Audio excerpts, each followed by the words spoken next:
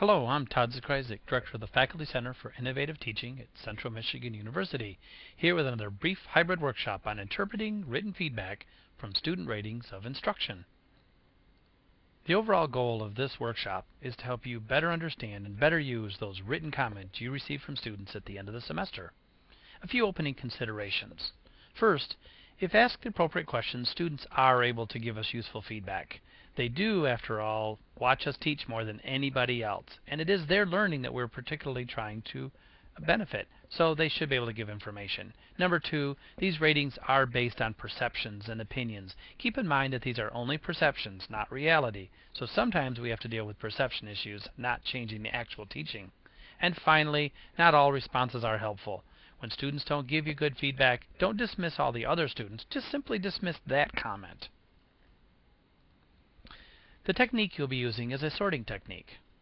The primary consideration is that you're working through all of the first responses first, then we'll be moving to the second responses. We do not read all of the first student's responses, then go to the second student. That's a very different technique. So, here's how we do this.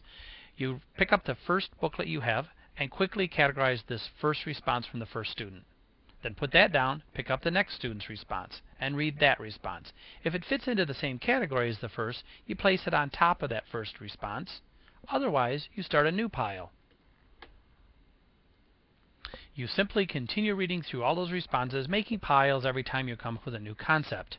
Remember, one of the piles that you will have will be referred to as an unhelpful comments pile, and everything that's not helpful goes off into that pile. If you do happen to have multiple concepts from a single person, you'll want to scratch down everything past that first comment on single pieces of paper so that you can put them into the appropriate piles. Simply continue this until you've reached the end of that first response. Once you have that first response or the first question all sorted, now you have to take a look at each of your piles. The very first thing to do is set the unhelpful comment pile aside. You really don't need those, they're not helpful. Next, select the pile with the most responses and reread everything quickly in that pile. Jot a few notes to yourself as to what specifically you can do in your course to address these issues. Continue rereading the piles for every category that you have. Next, you're going to weight the piles based on the number of responses. If you have 15 students that have all commented on the textbook and only 3 students who have commented on organization, the textbook should demand more of your attention than organization. Finally, do note that this system works great with those off-the-wall kind of comments.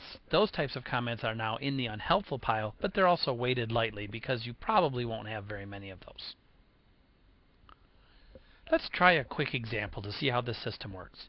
Suppose your first issue or first comment that you have on your opinion scores is, what suggestions do you have for the instructor to improve this course? And the students will write a response to that. Let's assume the following 4 are your first 4 students. These are their responses. Let's see how we'd sort these.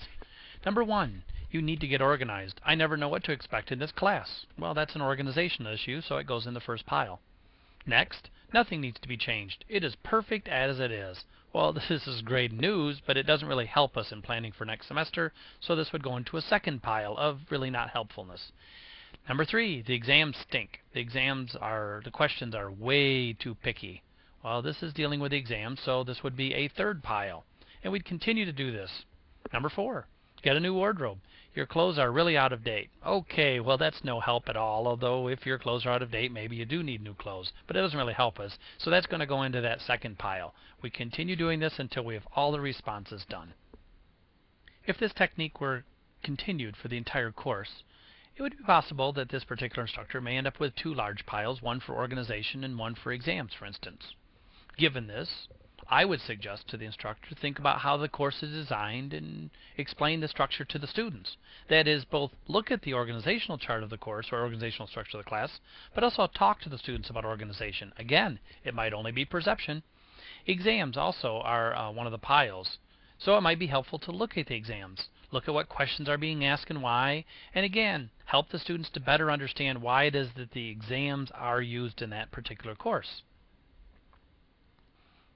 Keep in mind that this technique is just one way to help make sense of those student feedback comments at the end of the semester.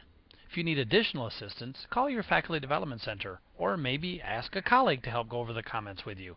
It's much easier to look at someone else's comments than your own. Much of the material for this short workshop was drawn from a book chapter I'd written in the book Evaluating Faculty Performance. The book is by Peter Selden. It was published in 2006 by Josie Bass. You can also certainly give me a quick call.